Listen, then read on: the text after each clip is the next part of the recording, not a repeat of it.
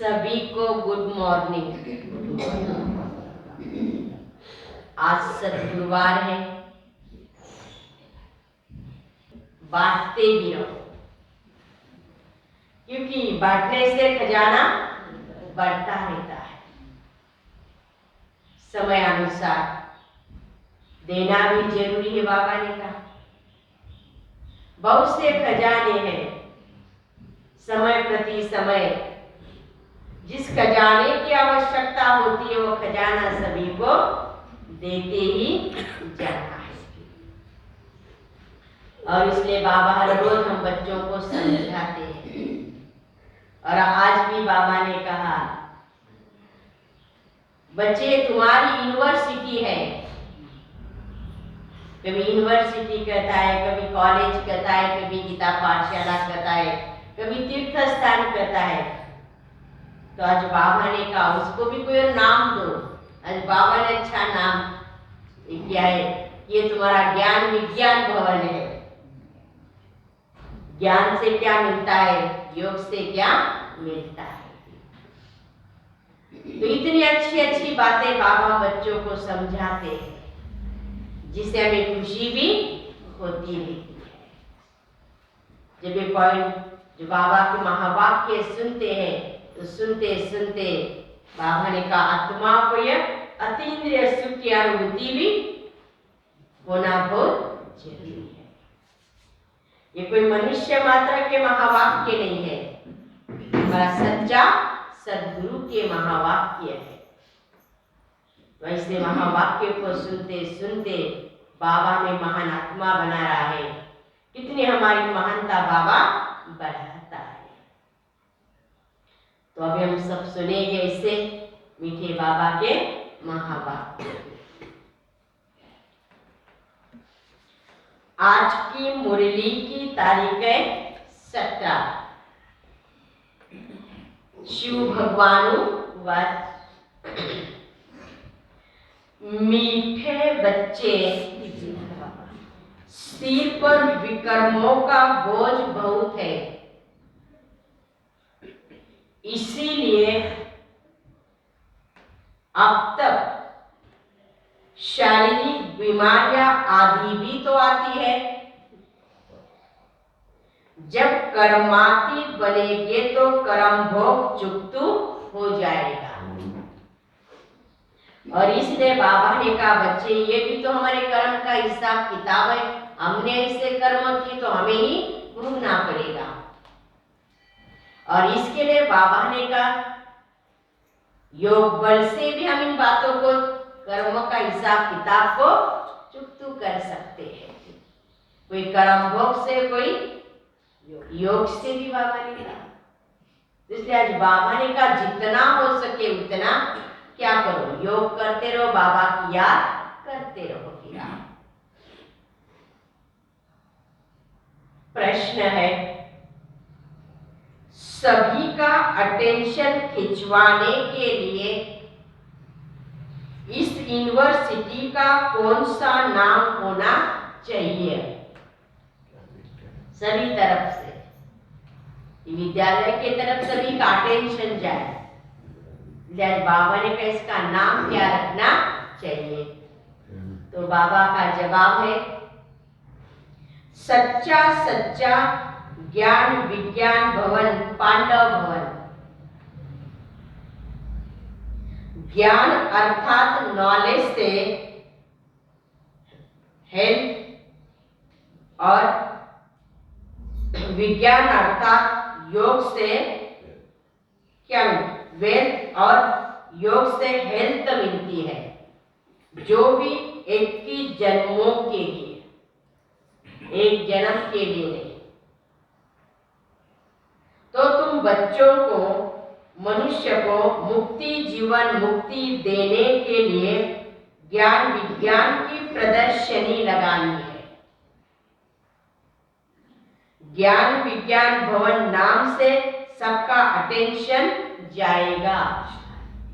और इसलिए बाबा ने कहा विचार सागर मंथन करो, ऐसी प्रदर्शनियां लगाते रहो, ताकि सारी दुनिया का अटेंशन इस विद्यालय के तरफ जाएगा। किया आने से मन और तन भी हेल्थ, वेल्थ, हैप्पीनेस बन जाता है। आज का गीत है हमारे तीरथ न्यारे है।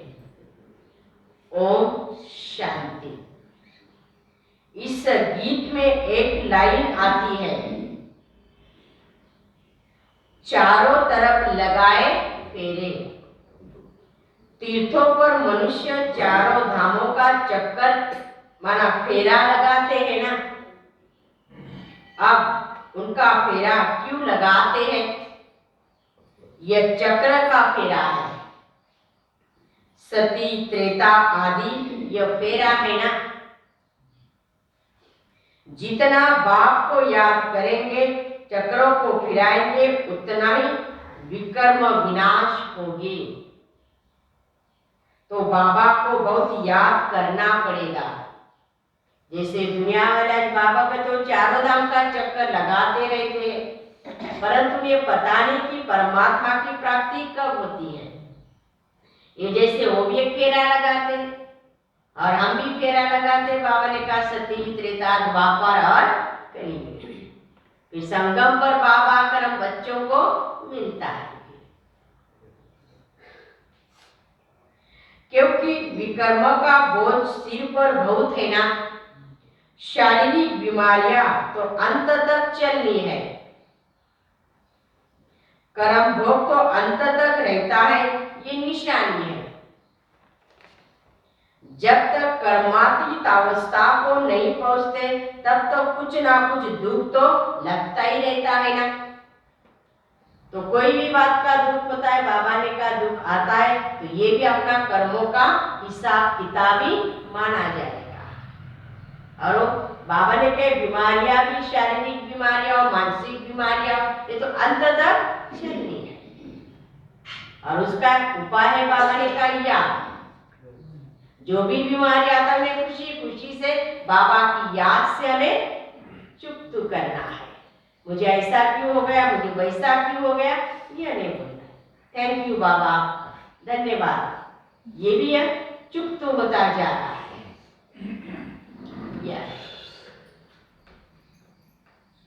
जब तक कर्मातीत अवस्था को नहीं पहुंचते तब तो कुछ ना कुछ दुख लगता ही रहता है। पीछाड़ी में ये सब खत्म होगा। अपना मुख्य ज्ञान और योग बल बढ़ाते रहो, ज्ञान का और योग का। दिल्ली में ज्ञान विज्ञान भवन है। सच्चा सच्चा ज्ञान विज्ञान भवन तो यह है। ज्ञान माना नॉलेज, जीवन मुक्ति। विज्ञान माना मुक्ति, या मुक्ति भी मिलती है, जीवन मुक्ति भी माना शांति भी मिलती है, तो सुख भी मिलता है। योग को विज्ञान कहा जाता है। विज्ञान से मुक्ति, ज्ञान से जीवन मुक्ति। तो ज्ञान विज्ञान भवन यह उनको समझानी तो देनी पड़े, तो ज्ञान विज्ञान की प्रदर्शनी होनी चाहिए। तो उस ज्ञान विज्ञान भवन में तो सभी मनुष्य आदि आकर के भारत को यह सज राज्य और ज्ञान तो समझे। वहां भी विदेश के लोग आते हैं, बाबा ने कहा सारी दुनिया आती है, तो उन्हों को यह समझाते रहना है। मनुष्य तो परमात्मा को सर्वव्यापी कर देते हैं ना। जैसे हम लिखते रियल गीता वैसे लिखना पड़े ज्ञान विज्ञान भवन। तो रियल में लिखो, क्लियर लिखो, सत्य लिखो बाबा ने कहा, ताकि सभी के बुद्धि में वो बातें बैठ जाए। देखना हो तो सच्चा सच्चा ज्ञान विज्ञान भवन या क्या सिखाया जाता है, क्या प्राप्ति होती है, यह है। बाबा डायरेक्शन देते हैं कि रियल ज्ञान विज्ञान भवन, पांडव भवन नाम लगा दो तो क्लियर हो जाएगा। फिर साथ में ये भी लिखो कि ज्ञान से जीवन मुक्ति, एवर हेल्दी और विज्ञान अर्थात ज्ञान से एवर हेल्दी कैसे बनते सो आकर तो समझो। जब समझेंगे तब कहेंगे बराबर प्रैक्टिकल में देवी देवता पद सुख शांति का मिल रहा है। एक को समझाने की बात नहीं ना, सभी को समझाओ बाबा ने कहा। अभी महाशिवरात्रि भी आ रही, बाबा ने कहा बाबा युक्तियां बताते सेवा के लिए। इन पर प्रदर्शनी मेला तो करो तो हजारों आकर समझेंगे। बाबा युक्तियां बताते जब कपड़े पर प्रिंट किया और लगा दिया। जो ऐसा होगा बाबा ने कहा तुरंत प्रैक्टिकल में लाया। तो बाबा ने कहा छपा और लगा दो। कुछ भी बनाने में देरी नहीं लगती ना। आजकल मशीनरी भी बड़ी तेज हो गई है, फटाफट चीज बनती है, टाइम भी नहीं लगता है। चित्र हमारे बहुत अच्छे हैं, कोई भी देसी चाहे विदेशी आकर तो समझे। बाबा कहते ये सृष्टि का चक्र का चित्र बहुत बड़ा बनाना चाहिए जो दूर से भी समझ में आए, बाबा ने कहा। और लिखत भी बड़ी क्लियर हो, बाबा ने कहा। उनके बाजू में विराट रूप का चित्र भी हो भी, ऊपर में चोटी, सिर पर शिव नहीं त्रिमूर्ति भी जरूर हो, क्योंकि सिद्ध करना है ब्रह्मा द्वारा स्थापना। और यह ब्राह्मणी पुनर्जन्म में आने वाले हैं और वही ब्राह्मण फिर पुरुषार्थ कर देवता बनते हैं। ब्राह्मण सो देवता, देवता सो क्षत्रिय, क्षत्रिय सो वैश्य, वैश्य सो शूद्र। यह अच्छा चित्र बनाकर बाजू में रखना चाहिए तो समझाने में सज हो जाएगा। इस ज्ञान योग से स्वर्ग कैसा बनता है, यह ब्राह्मण एडाप्टर है ना। प्रजापिता ब्रह्मा द्वारा ब्राह्मण रचे। समझाने की बड़ी युक्ति चाहिए। सबको निमंत्रण भेजना चाहिए।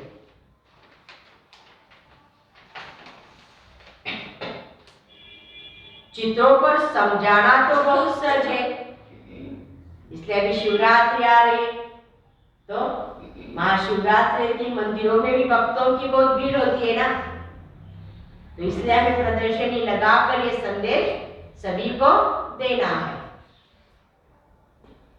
परमपिता परमात्मा द्वारा राजयोग सीख नई राजधानी स्थापन हो रही है। यह ब्रह्मा कुमार कुमारिया कोटों में कोई बनते हैं, उसमें भी ऐश्वर्यवंत सुनंती कथंती भागंती हो जाते हैं,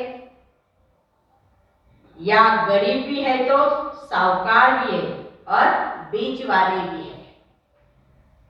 सब ज्ञान लेते हैं बाबा ने कहा, लेकिन सबसे बड़े बाबा ने कहा गरीब बच्चे ही इस ज्ञान को लेते हैं। उसमें साहूकार भी आ जाते हैं, कोई बीच वाले भी आ जाते हैं। साहूकार जल्दी नहीं उठ सकते ना, वो अपने धंधे दोरी में बिजी है, उनका टाइम है भगवान को याद करने के लिए। बाबा ने तो समझा दिया है कि ज्ञान यज्ञ में अनेक प्रकार के विघ्न तो पड़ेंगे, बहुत अत्याचार हो गए, कामेशु क्रोधेशु है ना, विष न मिलने के कारण मारते भी है। कन्याओं को भी शादी के लिए बहुत मारते हैं। कभी कभी बाबा कहते ना ये दुनिया के लिए तो जैसा ये काम क्रोध एक वर्षा हो गया है। और देखो काम के लिए क्या नहीं कर रहे हैं, क्योंकि भ्रष्टाचारी दुनिया बाबा ने कहा अति हर बात जा रही, अत्याचार भी हो रहे माताओं पर भी। और कई कन्याएं भी होती, शादी नहीं करने में बचाओ, उसको भी देखो कितना मेहनत करना पड़ता है। बाबा कहते हैं जो श्रीमत पर चलेंगे वह श्रेष्ठाचारी बनेंगे। बाबा आती है पति भ्रष्टाचारी दुनिया में। इस रावण राज्य में पड़े काम मां शत्रु है।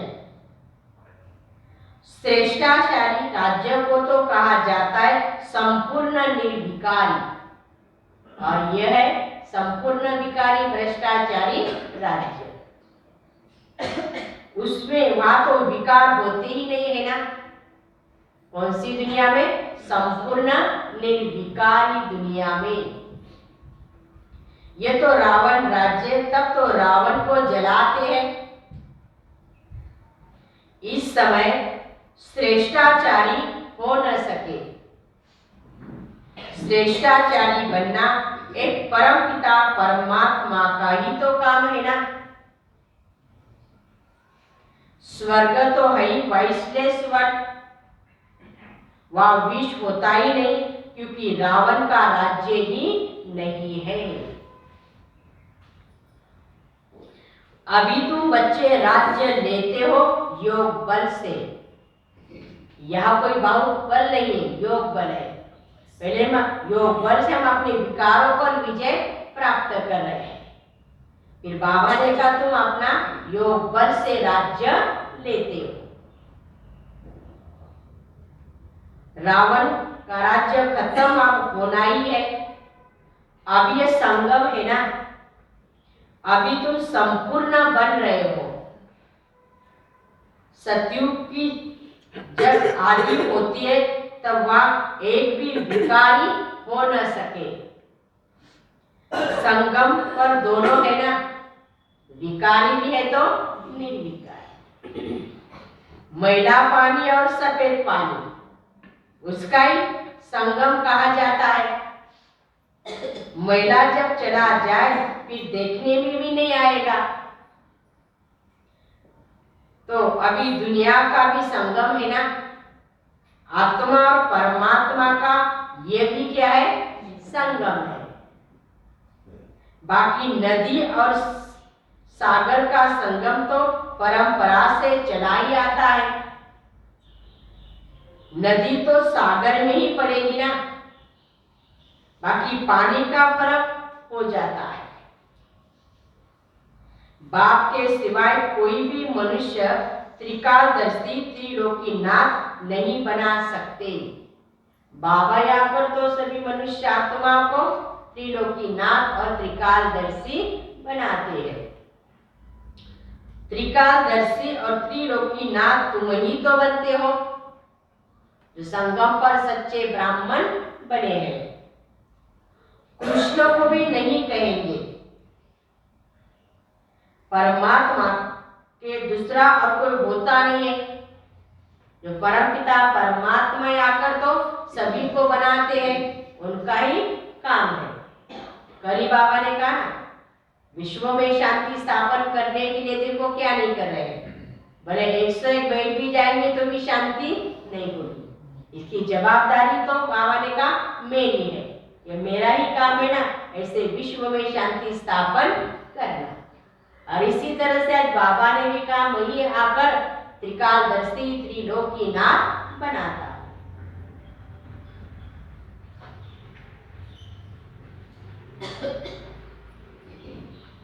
त्रिलोकीनाथ त्रिकालदर्शी सिवाय परमपिता परमात्मा के दूसरा कोई होता नहीं। लक्ष्मी नारायण को तो तीनों लोगों का अर्थात तीनों कालों का ज्ञान ही नहीं है। आदि मध्य अंत का भी ज्ञान नहीं है ना। अभी तो हमारे पास सारा ज्ञान है, क्योंकि हम कौन है? त्रिकालदर्शी नॉलेजफुल है। त्रिलोकीनाथ का भी ज्ञान है। जो बाबा का टाइटल है वो ब्राह्मणों को भी मिल सकता है ना, देवताओं को भी यह ज्ञान नहीं है। जो हम संगम पर ब्राह्मण बच्चे बने, हमें इतना यह ज्ञान है। फिर तुम बहुत ऊंचे हो। जो बच्चे अपने को त्रिलोकीनाथ त्रिकालदर्शी समझते, वह दूसरों को आप समान बनाने में बिजी होंगे। फिर सबको निमंत्रण देना चाहिए। हर धर्म वालों को लिखना चाहिए कि ज्ञान विज्ञान से हेल्थ वेल्थ कैसे मिलती है, आकर तो समझो। दिल्ली में ज्ञान विज्ञान भवन भी है, तो ये चीजें तो कितने फॉरेनर्स आकर ये नॉलेज ले गए। आखिर अंत में सबको समझाना ही पड़ेगा, समझ भी जाएंगे बाबा ने कहा। विनाश भी अवश्य होना है, तो क्यों नहीं बाबा की याद करे तो विकर्म विनाश हो जाए। सेवा भी करो और बाबा की याद भी करो, जो विकर्म है माथे पर वो भी खत्म हो जाएगा। समय के पहले निमंत्रण देना है, बाबा का संदेश भी देना है। और जितनी जितनी आत्मा शुद्ध होती जाएगी, उतना ऊंचा पद भी मिलेगा। सारा मदार है ज्ञान और विज्ञान पर। मुक्तिधाम में रहने वाले योगी पसंद करेंगे। उन्होंने आत्मा में यही पाठ है ना, हमें क्या चाहिए? शांति चाहिए बस, और कुछ नहीं चाहिए। और देवी देवता धर्म वाले नॉलेज को पसंद करेंगे ना, नॉलेज को धारण करेंगे वो, क्योंकि उन्हें सुख शांति भी पाना है ना। खाली शांति नहीं, उन्हें सुख भी चाहिए। फिर तुम बच्चों की दिन प्रतिदिन उन्नति होती जाती है। तुम ऊपर जाते रहते हो, वो नीचे गिरते रहते हैं। तुम्हारी चढ़ती कला है, सबकी है उतरती कला। जो ब्राह्मण बने उनकी क्या है? सबको वापस जाना है। हर रोज बाबा मुरली में इस बात की याद अवश्य दिलाता है, बच्चे वापस घर जाना है। वो तो कॉमन बात है ना,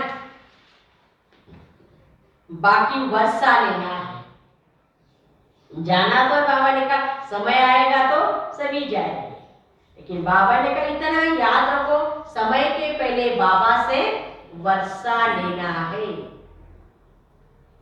ये भी समझते कलप वाले, जो जितना पद पाया है, जिस प्रकार से पाया है, वो सब साक्षी होकर देखते रहते हैं ना।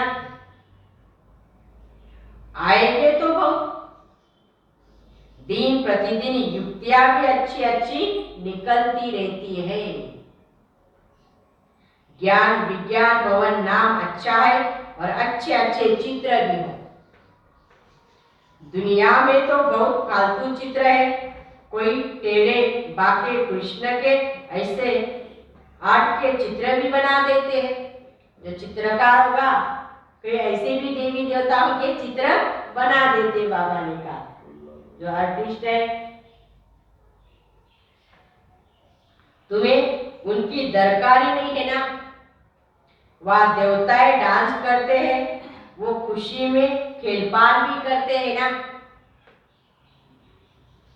या आर्ट आदि का रिवाज है। वह तो प्रिंस प्रिंसेस खेलते हैं का सतयुग में। तो फिर ऐसे भी चित्र बनाए बाबा ने का कलयुग के अंत में क्या क्या चित्र बना दिए देवी देवताओं के, लेकिन उनके समझ में वो आते नहीं।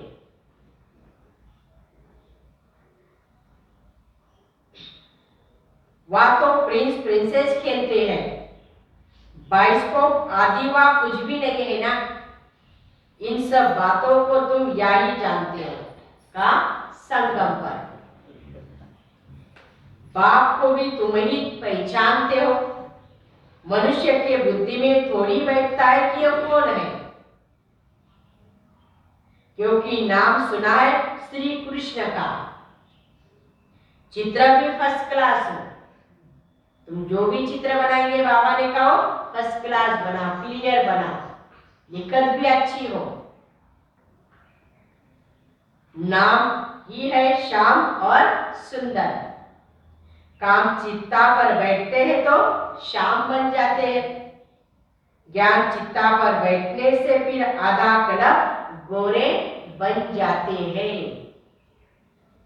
बुद्धि में आना चाहिए तो सतयुग में एक ही जन्म सुंदर थे, फिर काम चित्ता पर बैठने से भिन्न भिन्न नाम रूप में आकर श्याम बने हैं।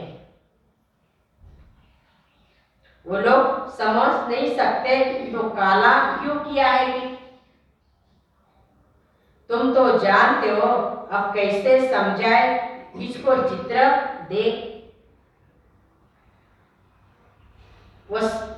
परंतु जब अच्छी रीति कोई समझे तो सही। प्रदर्शनी में सीखने का चांस बहुत अच्छा है। हो सकता है अच्छी अच्छी बच्चियां मैदान में आ जाए, इसलिए बाबा ने कहा सीखना तो प्रदर्शनी को। जब प्रदर्शनी लगती है तो समझा बाबा ने कहा, यदि हमारे अंदर ये आना चाहिए कि मुझे भी सीखना है।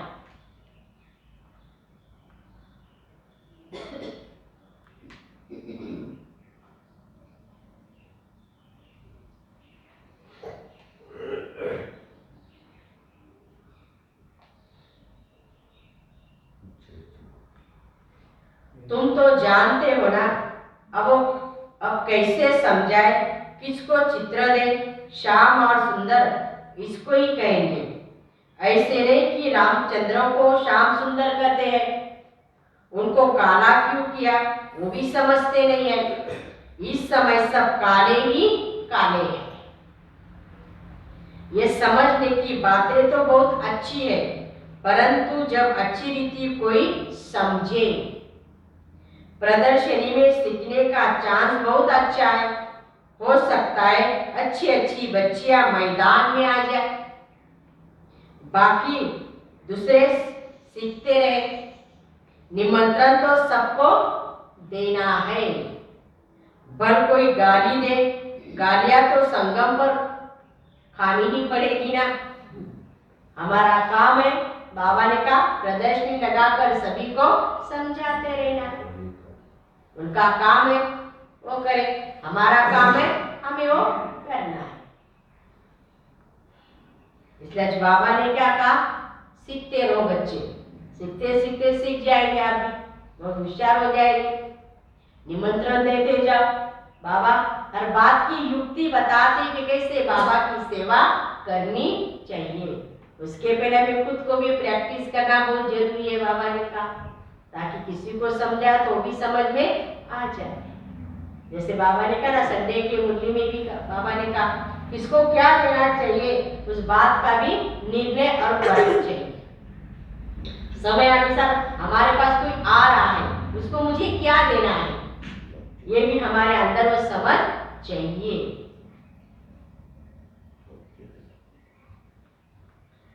भल कोई गाली दे, गालियां तो संगम पर खानी ही है, कोई बड़ी बात नहीं है। अच्छा, मीठे मीठे सिक्की दे बच्चों प्रति माता पिता बाप दादा का याद प्यार और गुड मॉर्निंग। रूहानी बाप की रूहानी बच्चों को नमस्ते।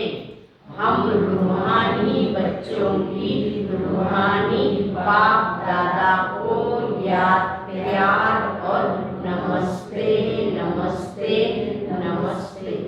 ओम शांति ओम शांति ओम शांति। शुक्रिया बाबा, थैंक्स बाबा। धारणा के लिए मुख्य सार, पहली पॉइंट, श्रीमत पर चलकर श्रेष्ठाचारी बनना है। कहा मां शत्रु पर विजयी बन संपूर्ण निर्विकारी बनना है। अत्याचारों से डरना नहीं है। दूसरी पॉइंट, योग बल से आत्मा को शुद्ध बनाना है।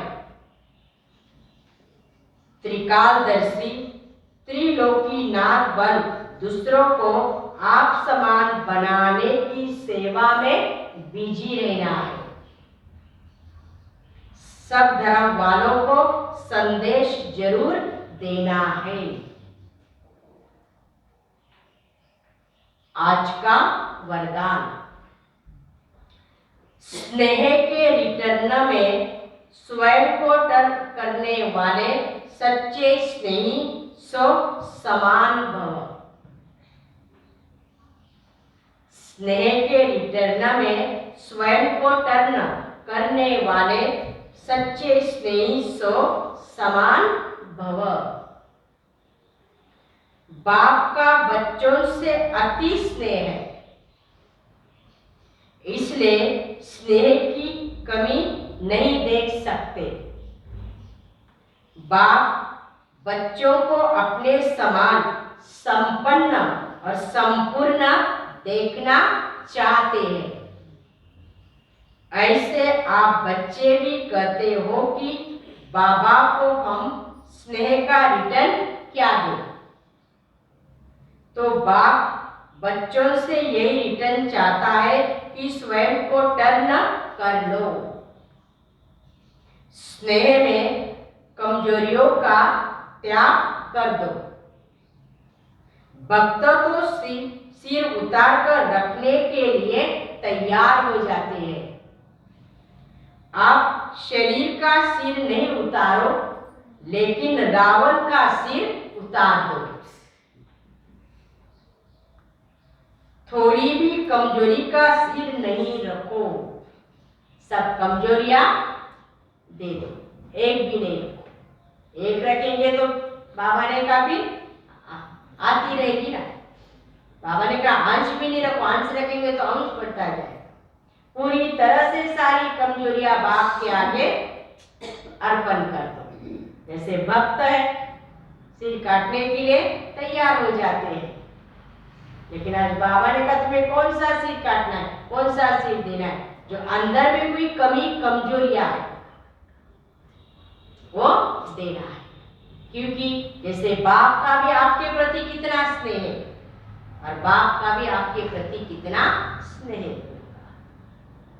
तो आज बाबा ने कहा जिसके लिए स्नेह होता है उसकी कमी कभी नहीं देखी जाती है। तो इसलिए बाबा ने कहा जैसे बाप सर्व गुणों से संपन्न है, संपूर्ण है, तो वैसे बाप ही कहते मैं भी मेरे बच्चों को ऐसे सदा संपन्न संपूर्ण बनाऊं।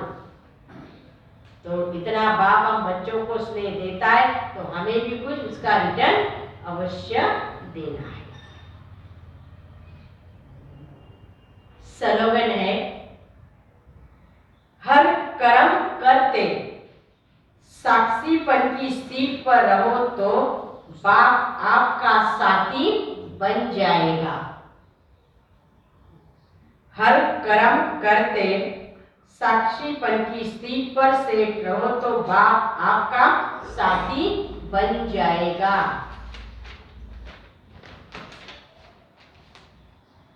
मातेश्वरी जी के अनमोल महावाक्य,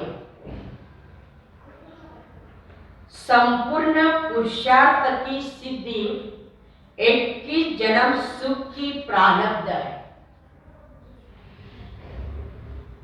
देखो परमात्मा के साथ इतना संपूर्ण संबंध जोड़ना है जो 21 जन्म के लिए सुख प्राप्त हो। जितना हम संगम पर बाप से संबंध जोड़ेंगे, सारे संबंधों को बाप से याद करेंगे, तो बाबा ने कहा वही हमारी प्रारब्ध है, 21 जन्म हमें सुख मिलता रहेगा। और यह है पुरुषार्थ की सिद्धि की। परंतु 21 जन्म का नाम सुन ठंडे मत हो जाना।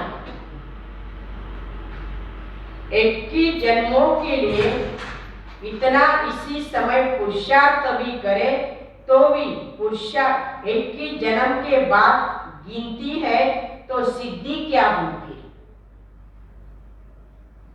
परंतु ड्रामा के अंदर आत्माओं की जितनी सर्वोत्तम सिद्धि मुकर्रर है उतनी ही उन्हें मिलेगी। फिर वो भी अपने पुरुषार्थ से। बाबा तो चाहता है बहुत पुरुषार्थ करे बच्चे, बाबा कितनी युक्ति बताता है, लेकिन बाबा के ड्रामा के अंदर भी तो यह है ना, आपने जितना पुरुषार्थ किया होगा उतनी आपको प्रारब्ध भी मिलेगी। बाप तो आए हैं हमें संपूर्ण स्टेज पर पहुंचा देना, ये तो बाप का काम है। परंतु हम बच्चे बाप को भूल जाते तो जरूर गिरेंगे, इसमें बाप का कोई दोष नहीं है। हम बाप को दोष नहीं दे सकते। बाबा तो हर प्रकार से हमें पुरुषार्थ करवाने की युक्ति बताते हैं, कैसे मैं मेरे बच्चों को संपन्न बनाऊं और मंजिल तक पहुंचाऊं। परंतु बीच में अगर बच्चे अपने कर्मों पर ध्यान नहीं देते रहेंगे तो फिर बाबा भी क्या करेगा।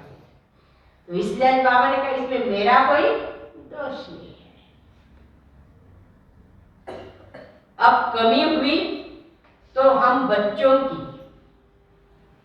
सती त्रेता का सारा सुख इसी जन्म के पुरुषार्थ के आधार पर रखता है, तो क्यों न संपूर्ण पुरुषार्थ कर अपना सर्वोत्तम पार बजाए थे और अच्छे से अच्छा पुरुषार्थ कर पूरा वर्षा लेना है। और बाबा एक बात भी अच्छी समझाते हैं, बच्चे ये कलप का संगम युग है, आज तुमने जो किया वो फिर वही तुम कलप के बाद करेंगे। और इसलिए भी इतना स्वयं पर अटेंशन देना है पुरुषार्थ के लिए कि आज जो मैंने किया वही मेरा कलप के बाद ये बात। तो इसलिए बाबा ने कहा संगम का एक एक सेकंड ये समय आपके लिए क्या नहीं है, इस रीति से हमें सफल करना है, जमा करना है, हमें देखना है। सबसे बड़ी बात है अटेंशन। हम बच्चे अटेंशन नहीं देते, आज मेरे पर में चल रहे हैं, देखा जाएगा बहुत समय है। बाबा ने कहा नहीं,